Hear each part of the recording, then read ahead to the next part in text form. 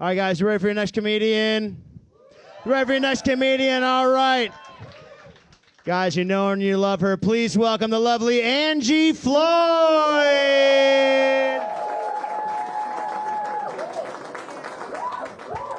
Thank you guys so much. Before I get started, can the people who run this place please turn the AC on, fat girl? I am about to melt up here. I'm so fucking hot.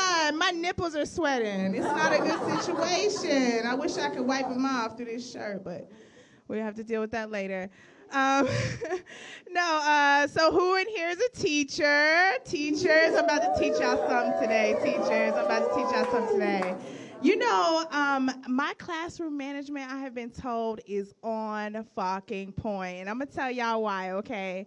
I have it down to just a look. Just a look.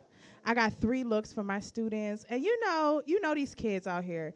They don't have what we call home training. I don't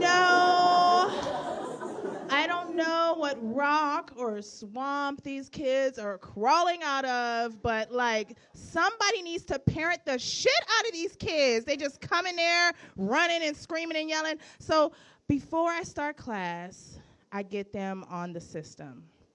I tell them, look, Miss Angee got 3 rules, okay? Number 1, I'm beautiful. Remember that shit. Okay. Preface for everything. Whenever you question it, just remember I'm beautiful. Okay, number 2, don't fuck up. And number 3, or I will fuck you up, okay? That's all you need to remember in here. And so it goes smoothly, but occasionally I get kids who start to wild the fuck out. I don't know who decided it's a good idea to send them with Sting in the morning at 7:45 when they know that I am not a morning person. But that's what happens. So number 1, I tell them,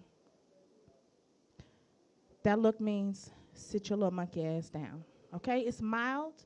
It's okay. We're gonna keep on with the hello song, okay? Number 2, writing on the board. It's all good. That's that look that says, are you motherfucking serious? So I gotta interrupt my writing right now. The word is cup, and now I gotta stop and look at you. Are you serious right now? Okay? Number 3, and this shit's real. You know, the kids are wilding out. I had this kid stand on top of the chair. He throws a slipper across the room, and I look at him, and I say, boo-boo, if you don't sit your little happy ass down right now, I will fuck you up. I'm serious. They don't have no child abuse laws in Vietnam. I'll fuck you up, okay? And I know he didn't understand what the fuck I was saying, but I stood here and I looked at him long enough so he could feel his soul being sucked through the pores in his face, because I will fuck you up. Now, you know how the TPR goes. Y'all know how it goes, right? You don't know if they're really getting it until they explain it to another kid. And I'm telling y'all, there is no pride like when you see another 3-year-old tell that little kid, Miss Angee says sit down or she's gonna fuck you up. It's beautiful. It's a beautiful thing. I'm like, oh my God, they're learning. Oh, I love you so much, Fook. I love you so much. Yes, teach him. Now back to the lesson. Y'all better sit the fuck down. We got 2 more hours in this ride. So I've learned my classroom management skills from my own children. I mean, I have 2, and I know most of you are without children. Don't ever do it. It's not a good situation. They will ruin your fucking life. Oh, you have to deal with them every single day. Like, I have 2 kids, and they're great, and they're smart, and they're beautiful, and a bunch of other shit I should say about my kids. I'm so proud of them. But I'm telling y'all right now, they are evil. They are so evil, and I just feel like I was a good kid. What did I do to deserve this? So you know what I do? I get revenge. Just like little subtle ways, like when we take long flights, because our home is in Hawaii, and we've been living in Saigon for like a year or so.